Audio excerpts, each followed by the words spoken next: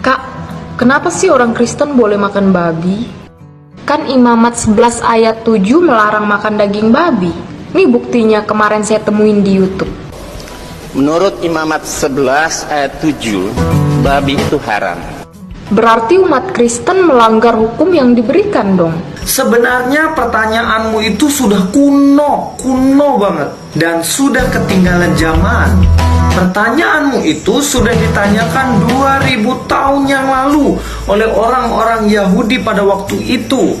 Dalam Kisah Para Rasul pasal 10 ayat 14-15, Tuhan memberikan pewahyuan kepada Petrus. Suatu kali Petrus naik ke atap untuk berdoa. Waktu itu Petrus sangatlah merasa lapar. Lalu tampak olehnya langit terbuka, dan turunlah suatu benda berbentuk kain lebar yang bergantung pada keempat sudutnya, yang diturunkan ke tanah.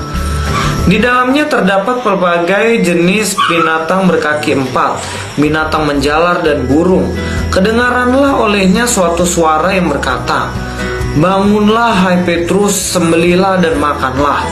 Tetapi Petrus menjawab, "Tidak Tuhan, tidak. Sebab aku belum pernah makan sesuatu yang haram dan yang tidak tahir." Kedengaran pula untuk kedua kalinya suara yang berkata kepadanya, "Apa yang dinyatakan halal oleh Allah, tidak boleh engkau nyatakan haram." Dari penglihatan itu, akhirnya Petrus tahu bahwa binatang yang dulu diharamkan, sekarang ternyata tidak. Yang dulu tidak boleh dimakan, ternyata sekarang boleh dimakan. Berarti sudah tidak ada yang haram dong. Tetap dong, yang haram itu bukanlah makanan dan minuman yang masuk ke dalam mulutmu, tetapi apa yang keluar dari mulutmu. Tidak tahukah kamu bahwa segala sesuatu yang masuk dari luar ke dalam mulutnya tidak menajiskan? Itu yang dikatakan oleh Tuhan Yesus loh di dalam Markus pasal yang ke-7 ayat yang ke-18. Karena makanan itu tidak masuk ke dalam hati, tetapi masuk ke dalam perut lalu dibuang di jamban. Dengan demikian, ia menyatakan bahwa semua makanan itu halal. Entah daging babi kah, entah daging yang lain kah, apa yang keluar dari mulut orang, itulah yang menajiskan.